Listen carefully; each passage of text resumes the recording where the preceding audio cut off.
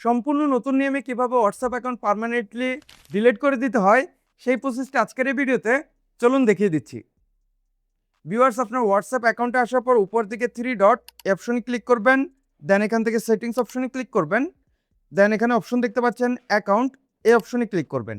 নিচের দিকে দেখতে পাচ্ছেন ডিলিট অ্যাকাউন্ট, এখানে ক্লিক করবেন। সো নিচের অপশন দেখতে পাচ্ছেন কান্ট্রি, এখানে বাংলাদেশ সিলেক্ট করা আছে এবং তার নিচের অপশন দেখতে পাচ্ছেন ফোন নাম্বার। এই ফোন নাম্বার অপশনে আপনি যে হোয়াটসঅ্যাপ অ্যাকাউন্টটি ডিলিট করতে যাচ্ছেন, মূলত যে নাম্বারে আপনার হোয়াটসঅ্যাপ অ্যাকাউন্টটি খোলা, ওই ফোন নাম্বারটি আপনি এখানে দিয়ে নেবেন। নম্বর দিয়ে দেওয়ার পর নিচে দেখতে পাচ্ছেন ডিলিট অ্যাকাউন্ট, এখানে ক্লিক করবেন। সো এখান থেকে আপনাকে একটি রিজন সিলেক্ট করতে হবে, মূলত কী কারণে আপনার এই হোয়াটসঅ্যাপ অ্যাকাউন্টে আপনি ডিলিট করতেছেন। সো এখানে সিলেক্ট রিজন অপশনে ক্লিক করবেন। দেন এখান থেকে আপনি যে কোনো একটি সিলেক্ট করে দিলে হবে। সো আমি এখানে প্রাইভেসি অ্যান্ড সেফটি কনসার্ন এটা সিলেক্ট করব।